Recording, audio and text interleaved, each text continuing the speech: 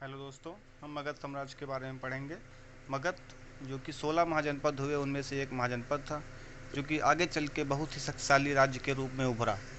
बहुत सारे कारण थे उसके, सामाजिक, आर्थिक, राजनीतिक ऐसे कारण बने जिससे मगध एक बहुत ही मजबूत साम्राज्य बन के आगे निकला। 16 महाजनपदों में मगध साम्राज्य गंगा एवं यमुना जैसी नदियों के आसपास के क्षेत्र में स्थित था। ये एक बहुत ही महत्वपूर्ण कारण था। दूसरी उसकी सैन्य व्यवस्था और उसके शासकों ने मगध साम्राज्य को और ही मजबूत बनाया। मगध की वर्तमान स्थिति की बात करें तो ये पूर्वी उत्तर प्रदेश, बिहार एवं पश्चिम बंगाल के क्षेत्र को मगध हम कह सकते हैं। मगध साम्राज्य का उत्कर्ष जो हुआ वो 6वीं शताब्दी ईसा पूर्व माना जाता है। 6वीं शताब्दी ईसा पूर्व मगध साम्राज्य अपने एकदम उत्कर्ष पे था। मगध साम्राज्य की जो समय अवधि मानी जाती है वो 544 बीसी से 125 बीसी तक मानी जाती है। मगध साम्राज्य पे कुल चार वंश के शासकों ने राज्य शासन किया, जिसको आप याद कर सकते हैं। एच हर्यक वंश, एस शशनाग वंश, नंद वंश और मौर्य वंश। तो हंसना मना है। हंसना से एच से हर्यक वंश, एस से शशनाग वंश, एन से नंद वंश, एम से मौर्य वंश। तो हर्यक, शशनाग और आपका नंद और मौर्य वंश। प्राचीन अगर मगध साम्राज्य के संस्थापक की हम बात करें तो वो बृहद्रथ था। बृहद्रथ महाभारत कालीन, आपने जब महाभारत पढ़ते हैं सुनते हैं तो देखते हैं उसमें बृहद्रथ के बारे में बताया जाता है। वही बृहद्रथ को माना जाता है कि जिन्होंने मगध साम्राज्य की स्थापना की। बृहद्रथ के पुत्र जरासंध हुए, जिनकी राजधानी गिरिव्रज थी। मगध साम्राज्य का पहला उल्लेख अथर्ववेद में मिलता है। आइए अब हम हर्यक वंश की बात करते हैं। हर्यक वंश 544 बीसी से 412 बीसी तक राज करता है मगध पर। संस्थापक इसके बिंबिसार हुए 544 बीसी से 492 बीसी। ईस्वी उतना महत्वपूर्ण नहीं है, आप दिमाग में एक रखें बस। अन्य नाम श्रोणिक। भारत के इतिहास का सबसे बड़ा शासनकाल बिंबिसार का माना जाता है, कई बार पूछा जा चुका है। 52 वर्षों तक इसने शासन किया। बिंबिसार ने अंग महाजनपद को जीत लिया और वहां अपने पुत्र अजातशत्रु को उपराजा बनाया।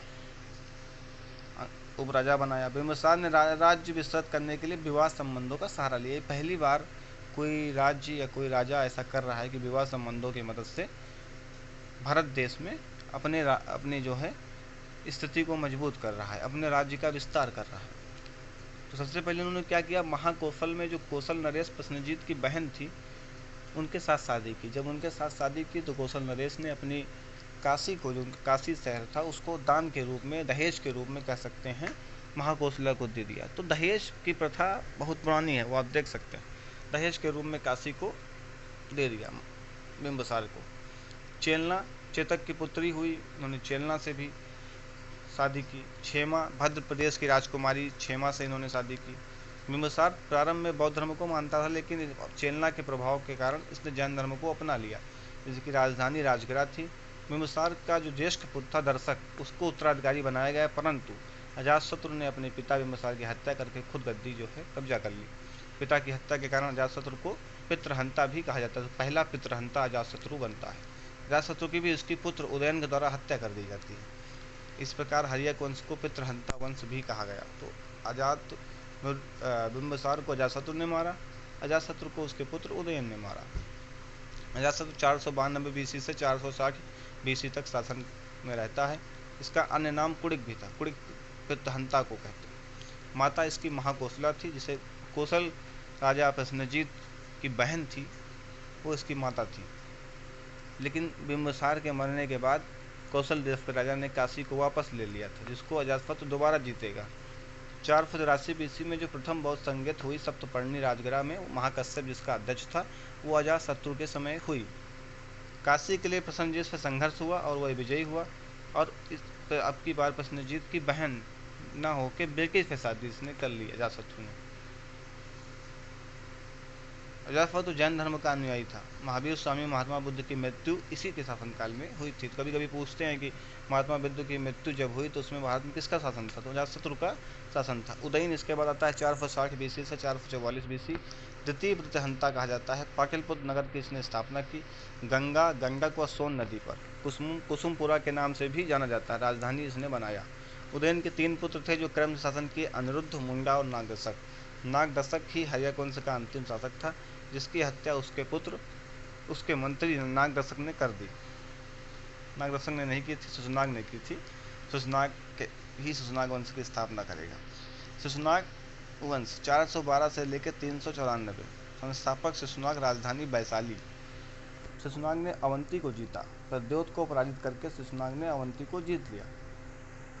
अब शिशुनाग के बाद आता है कालाशोक। कालाशोक 394 बीसी से लेकर 366 बीसी तक। द्वितीय बौद्ध संगत 383 बीसी से लेकर वैशाली सभा का मीर अध्यक्ष था इसका। कालाशोक ने पाटलिपुत्र को पुनः अपनी राजधानी बनाया।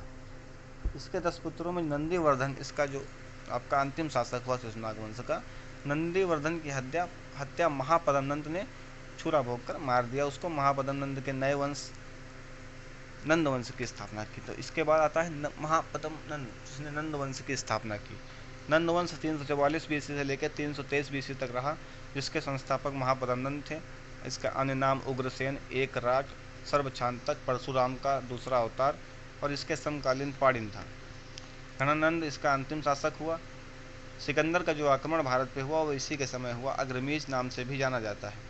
यही घनानंद का समूल नाश चंद्रगुप्त मौर्य कर देते हैं और मगध पर मौर्य वंश की स्थापना कर देते हैं। घनानंद के समय ही चाणक्य घनानंद के दरबार में आया और उसने कहा कि महाराज, एक बहुत ही दुष्ट और सनकी आदमी सिकंदर भारत देश पर कब्जा करने के लिए बहुत तेजी से आगे बढ़ रहा है। लेकिन घनानंद अपनी भोग विलासिता और झूठी वाहवाही में उन्होंने चाणक्य का अपमान कर दिया और चाणक्य को जबरदस्ती राज दरबार से निकालने का आदेश दे दिया, जिसके बाद चाणक्य ने सौगंध ली कि मैं इस नंद वंश का समूल नाश कर दूंगा। और इन्होंने अपने शिष्य चंद्रगुप्त मौर्य की मदद से नंद वंश का खात्मा का 323 बीसी में कर दिया। धन्यवाद दोस्तों।